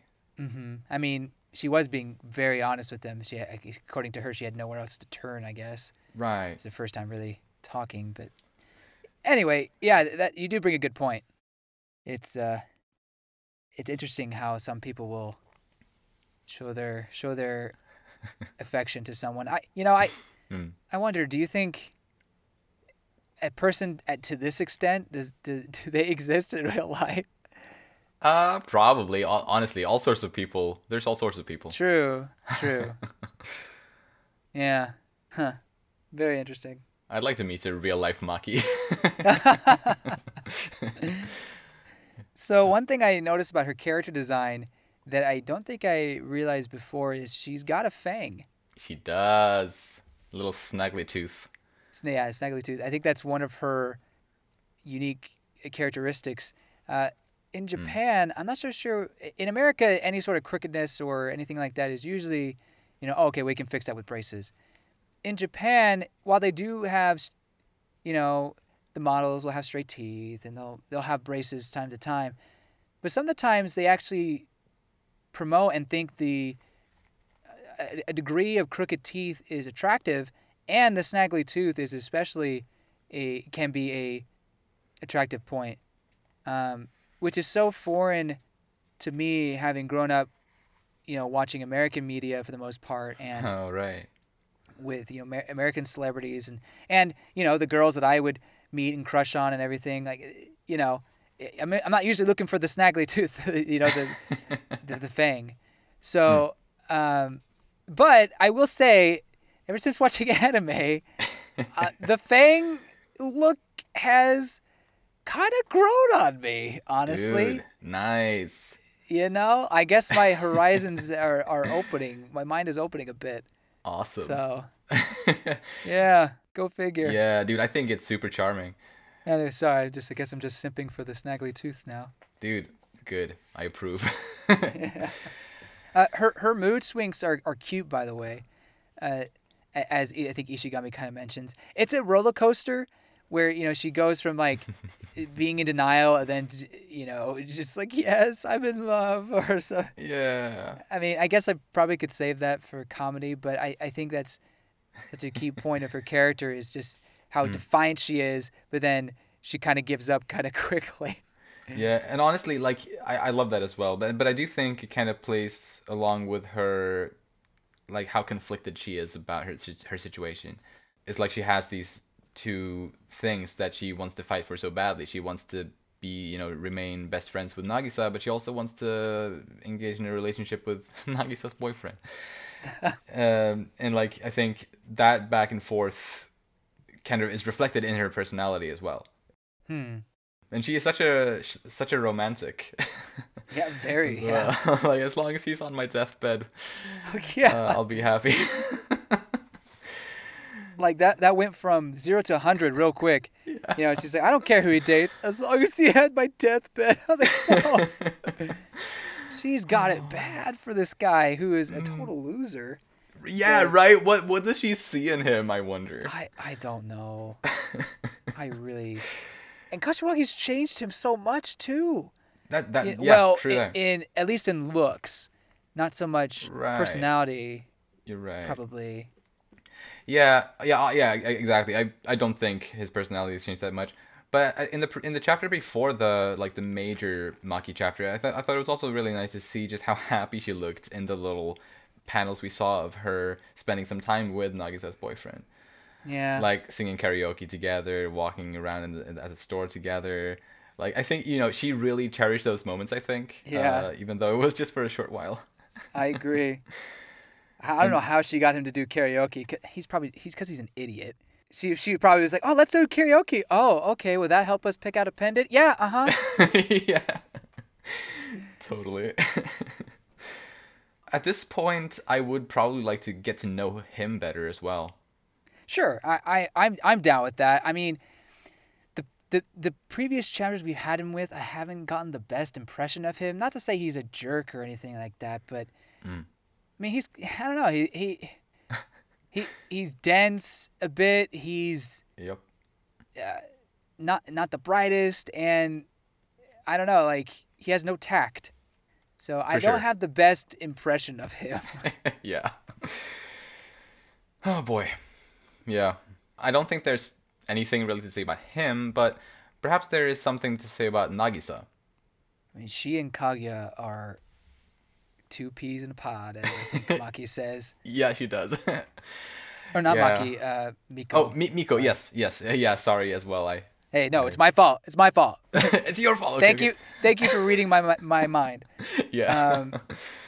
Yeah, honestly, as you guys say, I thought it was super uncool of Nagisa to, like, think her boyfriend was cheating with Maki, like, for those weak ass reasons. Yeah. But she trusts him. So she hired a private investigator because she trusts him. Yeah. That totally. Yeah. Man, she definitely, like, I think before this volume I really liked Nagisa for a lot of reasons, but with this one I'm like, that's not really cool at all. Yeah, she was a bit extreme. Although, to be fair to her, Kage would have done the same thing. Oh, absolutely. No doubt in my mind, she would have hired a private investigator. Yeah, easily. 100%, she would have done the same exact thing. So, I don't know. I mean, at the same time, yeah, it's not cool. It wasn't cool. She should have trusted him more. Although, I hope she's more aware. I mean, if she really wants to stay with this guy, she better be more careful of Maki. True. I wonder if she knows. She probably good doesn't question. suspect. I mean, she did suspect them to be cheating on her. So I guess, maybe she has. It's a good question. She might have a suspicion now, especially since she kind of gives her a warning in the beginning of Maki's chapter. And please don't go do that again. It'll make me worry or something like that. So maybe she's like, okay, you're on my list, watch out list or whatever. Yeah. But I think after Maki's response to that, then maybe that would have gotten rid of any suspicions that Nagisa had. That's fair. Possibly. Although you think if they were best friends, you think Kashiwagi or Nagisa would understand that side of her, like, oh, that's just how she is. But maybe she doesn't really know the true Maki. Yeah, it's hard to say. Yeah, it's hard to say right now. So with Kashiwagi, I agree with you that this kind of it wasn't cool what she did, but it's also nice to see how much she loves her boyfriend. True. So that was sweet. Although I think the public display of affection and the makeout scene was hilarious, but way too much. Yeah. She's like, these second years are like 16 or 17 years old. So it's like I can't blame them for like a lot of things that sort of are like this, like acting a bit weird or out of line when it comes to these kind of romantic sorts of things. I think it's very natural for people in that age. I mean, maybe not to hire a private investigator, but like making out in public in that kind of way that they did, or just in general, kind of being a little bit kind of possessive. I think as long as they're still kind of kids like they are, I don't think it's like too strange. Yeah, I think that's fair. There wasn't too much else I had on Nagisa. Yeah, I don't have a whole lot either, but except just to point out that they've been dating for 6 months now. Right. So that's more or less the start of the story. So we've been here for 6 months. Yeah, it's also established that this volume takes place in the beginning of November, I think. So yeah, that's so time has passed. Started in early May, if I counted right there, which I think was actually established earlier on as well. So it all adds up. It all adds up. It's just it's interesting to put it in sort of that perspective. It's like, oh wow, they've been dating for half a year now. Yeah, that's not bad. And Maki has been in pain the whole time. Don't remind me. Yeah. Continuing with these smaller characters, let's talk a little bit about the headmaster. Oh, wait, did he appear? Oh, that's right, the camera, duh. Yep. He's definitely a bit of a creep, but I think he's probably harmless. I think so too. He just, the way he kind of interacted with the student council members was a little bit weird, but he's still interesting though. Yeah, especially he's like, oh, what if we just censor Kaguya's face? Ha ha ha ha. Yeah, and Miyuki's reaction to that. Yeah. Oh my god. But like, there was a lot of interesting things. Well, my first thing I have on him is actually related to Miko, where he kind of tries to encourage her to loosen up and kind of want to not be too shy to appear on the photo, and she seems to get quite flattered by that and sort of a little bit soothed by it. And I think that's because his compliments kind of sort of resembled her relaxation soundtracks. Oh yeah, totally. Exactly. So I thought that was really funny. And this is one of the instances where in the anime it doesn't really work as well, because as I said, this scene is in the anime, but the previous scene is not. Yeah. That makes him come off as a creeper. Yeah. Without that context. He's still kind of creepy. Yeah, and for sure. Ishigami makes the comment about, if someone tries to scout you, Maki, you better run. Yeah, exactly.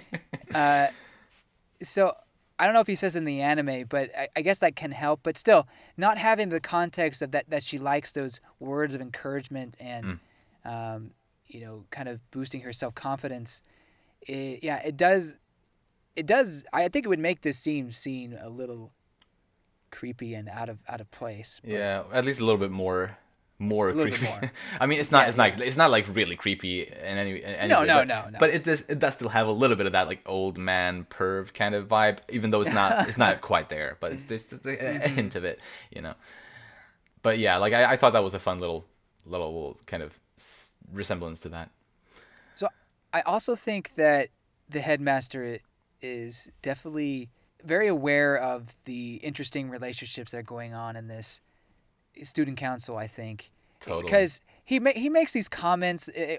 Okay, obviously he makes a comment about Kaguya and Miyuki, and that makes her happy. But before that, he was talking about Chika and Miyuki, father or mother son relationship thing. Yep.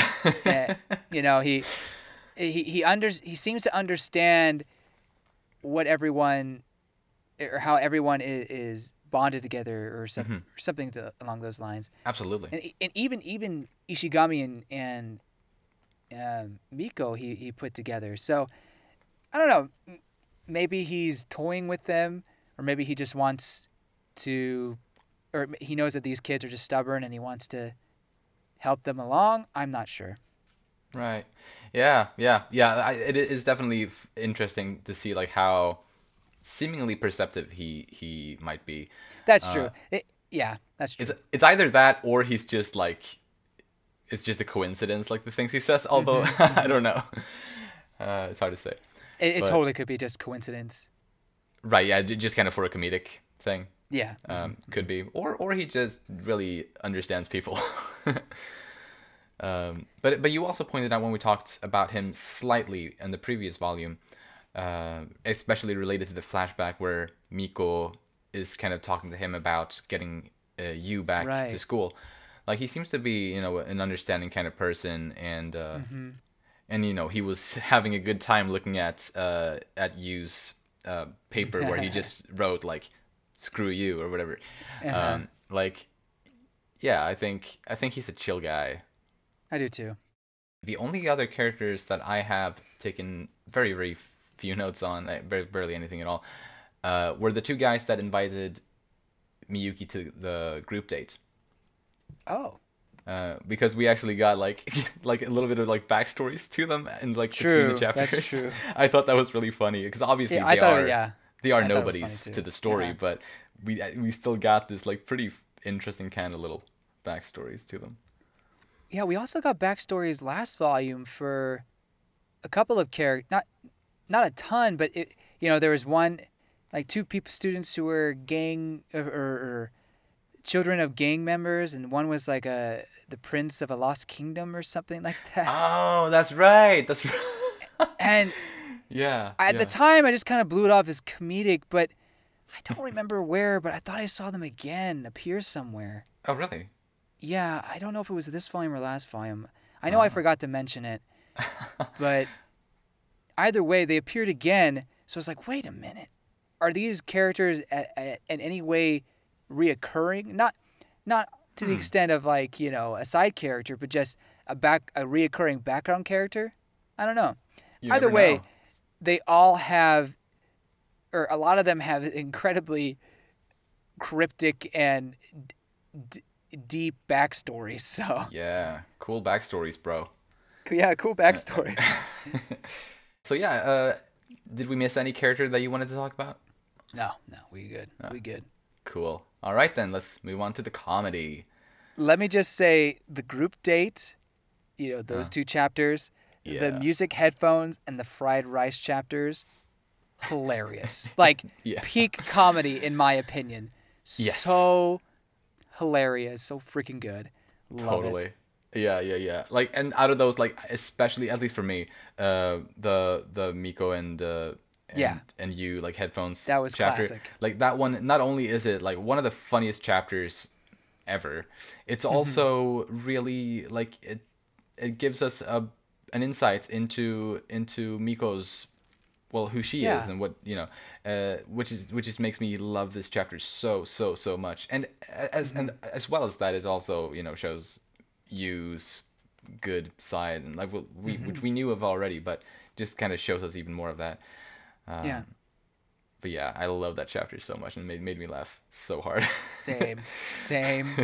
Oh man, there was really a lot of peak comedy moments in this volume. Mm-hmm. Yeah. So the fried rice chapter, obviously Chika was the star in her comedy bits. But everyone shined a little bit. I got so inspired, I ended up making fried rice myself. Oh, nice. I was like, oh, I haven't made fried rice in a long time. You know what? I'll go do it. I don't think it turned out as well as their fried rice. I kind of had to use Vienna sausages because I didn't buy any chicken. So I don't think the taste profile was as good as it could have been. Wieners. Yes. Wieners. I think Kaguya would have found my dish very hilarious. Although she's grown past that though. I hope so. Potentially. I mean, she would just be able to do the calming ritual at this point. Yeah, so true. Although she'd be like, why am I in this dump to begin with if she's at my place? Anyway, so yes, fried rice. I think just from a cultural standpoint, fried rice is basically that originates from China, but Japan has kind of taken it and made it their own. They call it chahan, which is basically the Chinese word for it. But I see. Almost everybody and their dog makes fried rice. Right. I mean, rice in general is everywhere in Japan, so I imagine there's all sorts of ways to prepare it. Yeah. So I never thought that. I mean, it's more of a comedic bit, but there's some truth in it that everyone has their own way of making fried rice. So for a time, I was roommates with a bunch of different Japanese people, and everyone has their own way of cooking, no matter who you are. So it was interesting to see how they would make their curry rice or how they would make their fried rice. So I picked up things during that way. So seeing how Ishigami makes it and seeing how Miyuki makes it was like, oh, okay, I can see it that way too. It was, that makes a lot more sense. Nice. I should do it that way. So anyway, sorry. For some reason, that touched a kind of nostalgic, nostalgic chord that made me want to make fried rice again. Awesome. Yeah, I mean, I'm definitely a rice junkie. Like, I eat rice almost every day. It's like my go-to carb thing. Totally. So yeah. More comedy. I think at the beginning of the volume was like the second chapter or something, where Kaguya finds out that Miyuki is going to a group date, before she knows it's a group date, she says that, oh, I don't want to tie him down. But then Hayasaka says that, oh, it's a group date. People might be doing lewd things over there. And then Kaguya suddenly, I absolutely must stop him from going. I love that. Yeah, so much for not wanting to tie him down. Although ultimately she probably had his best interest in heart, Oh, totally, because he was going into the, a wolf, or no, sheep into the den wolves or something like that. Yeah. Potentially. Although I guess there weren't really too many women hitting on guys from what I could see. It was mostly the guys trying to hit on the women, it seemed like. At least from what we could see, yeah. But yeah. Still a precarious situation that he eventually ended up alone in, so, I guess it worked out. Yeah. And also in that part of the story where Kaguya was eavesdropping on Miyuki and I through the door in the karaoke place, that was one of the funniest moments as well, in my opinion. And that she heard those sounds like, oh, you're so bad, or like stuff like that. Well, Kaguya walks in and he was. I was saying how bad he was at it, and Kaguya is obviously blushing. So she's her mind is going into interesting places, and then she finally figures out he's talking about singing. She's like, "Oh, it's just that." Okay, or rapping, or rapping, excuse me. And she's like, "Oh, okay, well, whatever." I mean, honestly, like, if someone tells me, "Oh, this guy is terrible," or "This woman's terrible at rapping," I'll be like, "Okay, yeah, so." But right. I totally understand why she is relieved. Yeah, absolutely. Especially for the scenario that she had in her mind. Oh boy. Do you got anything else on comedy? I mean, again, Chika was just hilarious in the fried rice chapter. Yeah. Trying to seem all professional, like she was in, Food Wars. Yeah. and then she just totally falls flat on her face each time. Yeah, But so at the good. end, like they end up throwing like a pity party for Miyuki Yeah. because he doesn't put other ingredients in his fried rice. Yeah, like he's so poor, he deserves to win this. It was so bad. I don't need your pity points. Oh my god, yeah. Oh man, That is so funny. Good. Yeah, the last thing I got on comedy was the chapter with Nagisa when she gets the heart necklace, and how the guys of the student council think that, oh, that's such a good gift, and the girls are like, oh, that's such a tacky necklace. Come on. That was really funny. And also, like, after that, when Nagisa and her boyfriend are kissing, like seeing everyone's reactions to that was like, that was gold. That was pure It was gold. so gold. Like, and like we don't see like explicitly who said what, but it's so you can still totally tell who said what. Like, you got Miko being like all up in their face, being, "Hey, stop that! You can't kiss at school." Like, and Chika being like, "Wow!" Like, him being like all kind of excited and interested in it. And Kaguya being like, "What? That counts as a kiss?" but their tongues are like that's definitely Kaguya and Miyuki being like, "Don't look at them, Kaguya." And then the obvious classic Yu Ishigami being like, I want to die, so I'm going home. So like, yeah, I love that. Yeah, it was great. I love how beet red Kaguya's face is. She's like the reddest out of them all. Yeah. Totally. It's like a whole new world has been opened up to her. Yeah, she doesn't know about French kissing, apparently. Yeah, apparently not. Yeah, that was so funny. So I guess we can move on to the last bit of the discussion, the romance. The first chapter of this volume, I think, had a lot of good romance stuff, in my opinion, For where sure.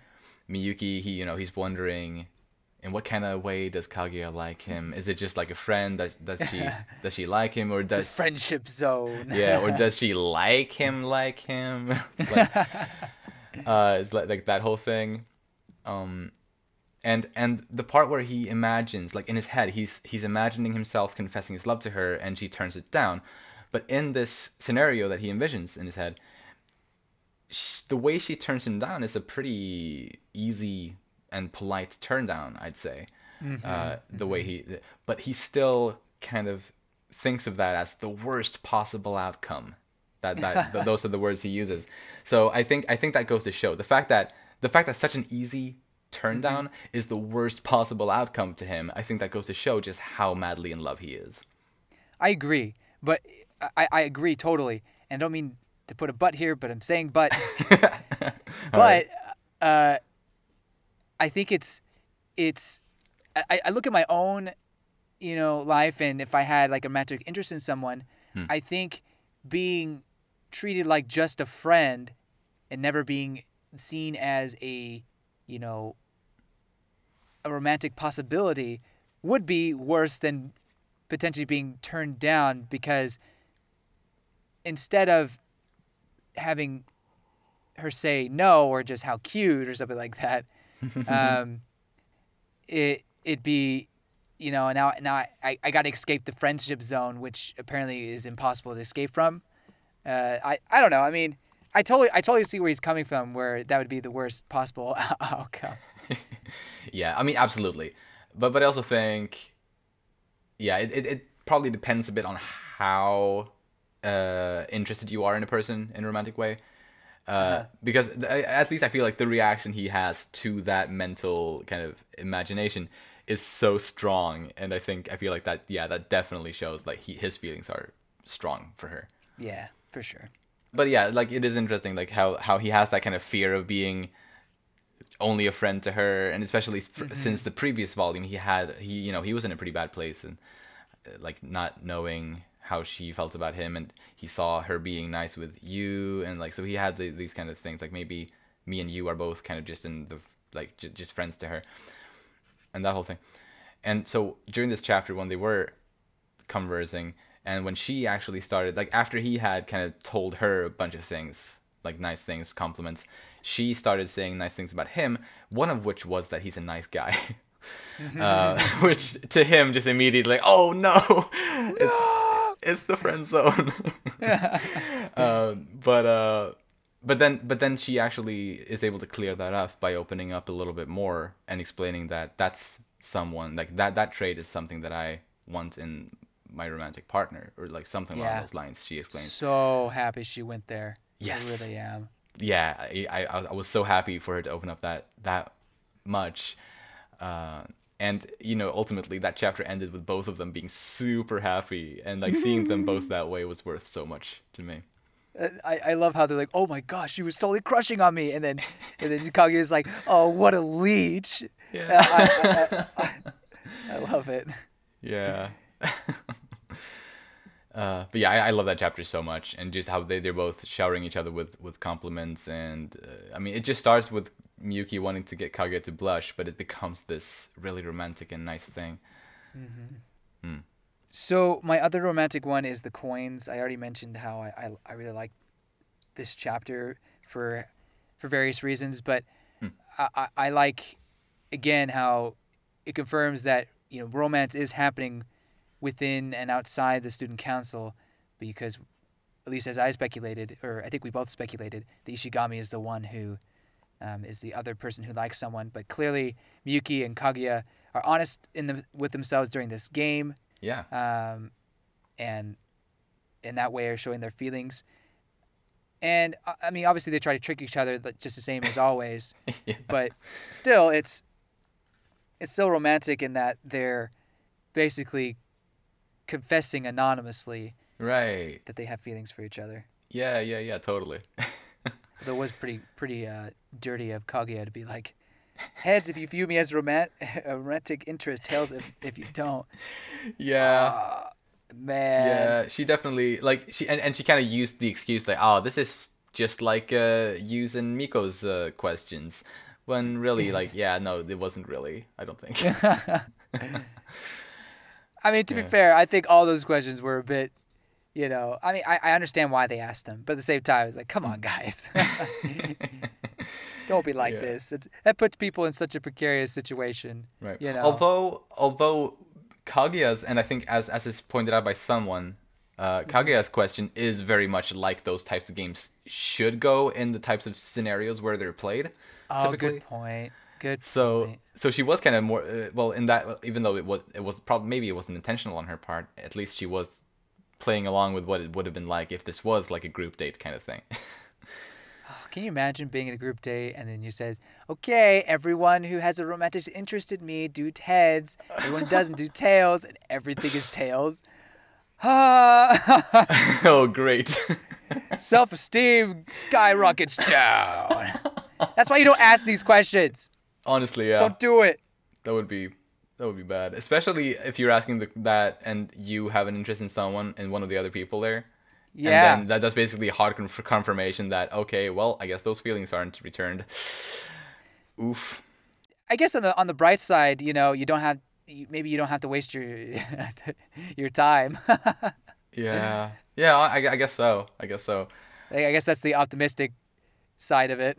Yeah. Speaking of that, I'm just thinking about Maki again. Oh yeah. But how because I feel like we're done with. Well, I guess this is sort of about romance anyway, so I guess it's fun. But I'm just wondering, even if Nagisa and her boyfriend would break up, I wonder even then what Maki's chances would be. Because I think it's entirely possible that Nagisa's boyfriend maybe wouldn't really have any feelings for Maki in the first place. That possibility always exists. So even if he was single, maybe even then she wouldn't have a chance. I mean, we don't know. Yeah, it's obvious. I think Maki at this point is just like, as long as I can be an option. Yeah. As long as there's still a chance, I'm okay. Right. But when when they're dating, Kashiwagi and the boyfriend, there is no chance. But until they break up, so. True. but there's no way of knowing if her feelings would be requited. Yeah. I guess that's all I had actually though for this volume. I'm done too. All right. We talked a little bit about how, well, you said Chika has maybe fallen a bit in your favorite lists. Yeah. What is your favorite? Who's your favorite character at this point? It's got to be Ishigami. Nice. Like I think I said last volume, I understand where everybody's coming from now. So I think with Ishigami, then Kaguya. I probably put Miyuki because I know he's lower, but to me he's such a good guy. I just have all the respect in the world for him. Totally. So he's at 3, and then I think I still have to put Chika at 4, and then I think I'll go Miko at 5. Sweet. Yeah. Yep. And Sweet. Kashiwagi is probably after that, but. So, but at least the 5 student council members are in your top 5 at least. Mm-hmm. So I guess that's a good sign. I'm not sure where I put Hayasaka though. You know. Right. I'm still a bit unsure about her. I like her, but at the same time, she hasn't like stolen my heart or anything like that. So I don't know. Right. For me, I think my favorite characters at this point, well, so after the previous one, Yu was absolutely my favorite one. But I think after this volume, it's a tie between Miko and Yu for the number 1 spot for me. Fair. Because I do think this volume definitely, gave us some nice stuff about Miko, and yeah, she will only continue to grow in my mind as I know. But at this point, yeah, they're tied for the first spot. Second spot, probably Kaguya. Or sorry, technically that makes her for the third spot since she's after 2 people. And after that, I guess Miyuki. And after Miyuki, probably Hayasaka. And after Hayasaka, maybe Maki, and then Chika. Wow! Right off the bat, Maki upsets Chika. You know, I don't blame you. I don't blame you. Cool. But yeah, that's what I'd say at this point. And I guess we haven't asked this for a few volumes now. Have you changed your mind on like who you're rooting for to confess their love first out of the 2 main characters? No. No. Okay, gotcha. Still rooting for Kaguya to win the battle. Mm-hmm. Gotcha. All right. And I guess that's it for this discussion of Kaguya-sama Love is War. If you enjoy our content, you can follow us on Twitter at Umami Manga. And if you like this episode, please share it around with anyone you think might enjoy it as well. And thank you so much for listening. We'll see you all next time, where we'll talk about Volume 11. Bye-bye. Bye-bye.